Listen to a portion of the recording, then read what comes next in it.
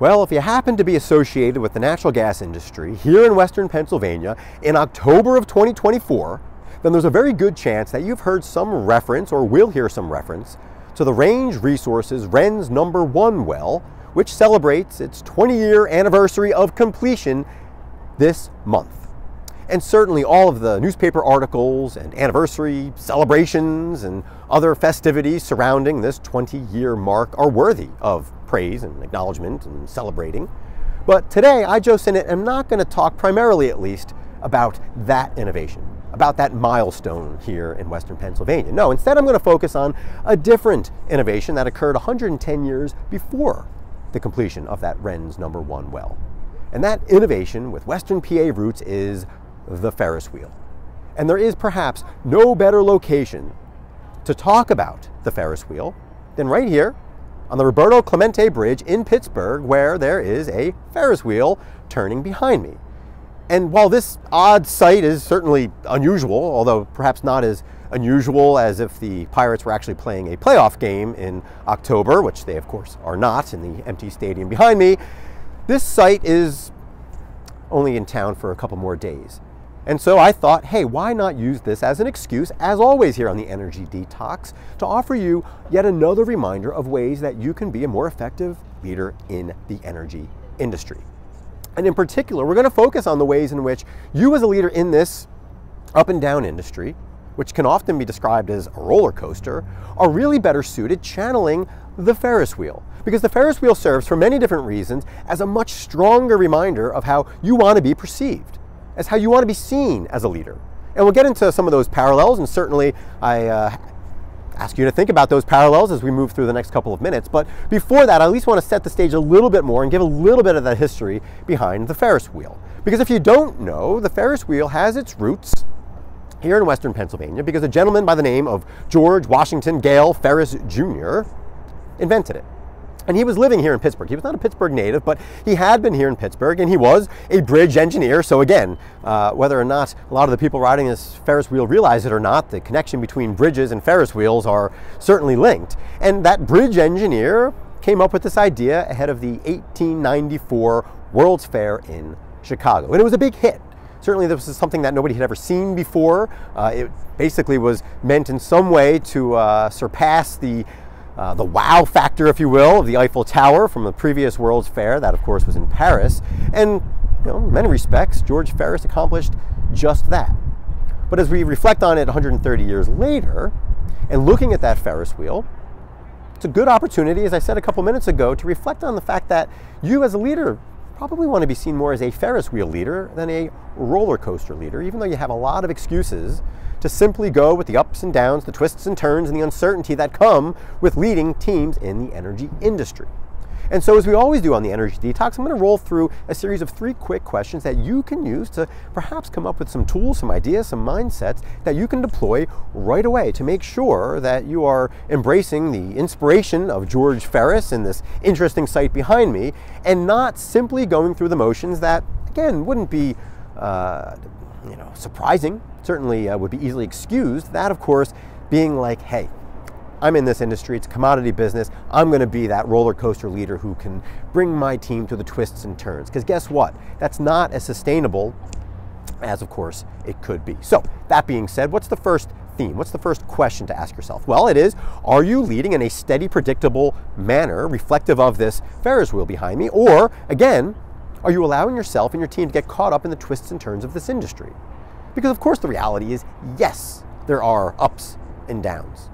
Oil and gas leadership comes with the realities of uncertain commodity prices, uncertain development plans, uncertain mergers and acquisitions. But there's so much that you can do to be that steady force. So the question is, quite frankly, what are you doing to be that steady force? What are you doing to instill predictability in your teams? That doesn't mean you don't pull in new ideas. That doesn't mean you don't do things to differentiate yourself.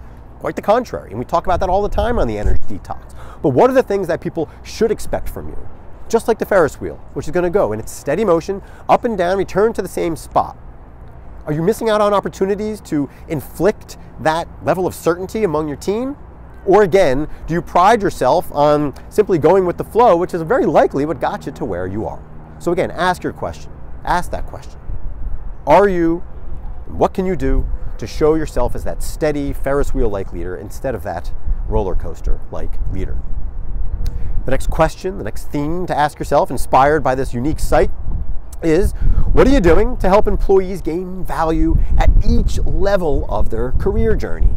Because if there's one thing that I see quite often, especially when it comes to career coaching, whether it's one-on-one outside of organizations or whether it's within company-sponsored coaching engagements, it's people that, of course, are trying to climb the ladder. They're trying to move up, and very often they feel frustrated.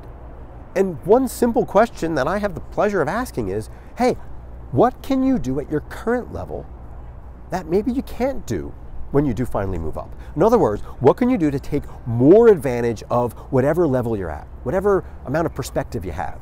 Because the reality is, just like here on a Ferris wheel, the perspective that you get from at the bottom of a Ferris wheel can still be incredibly valuable, especially if you're already up, 100 or so feet in the air because you're on the Roberto Clemente Bridge. And if you think back to the World's Fair in 1894, again, people were in awe even before they stepped foot on the Ferris wheel and went up 260 some odd feet in the air. They were in awe at, again, this innovation, at the giant gears, at this giant, steam-powered marvel that had never been seen before. So how do you take advantage of people's awe standing at ground level and not just focus on moving up to the very top?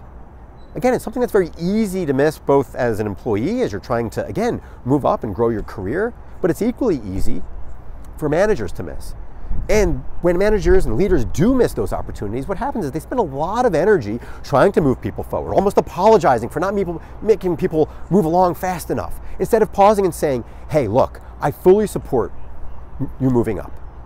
But before we do that, or as we do that, how can you take full advantage of whatever level you happen to be at right now?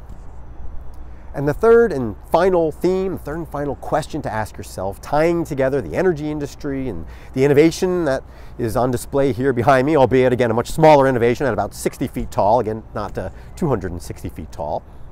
And that is, what are you doing as a leader to invest in innovation and resources that are going to stand the test of time and not be as fleeting as a roller coaster ride?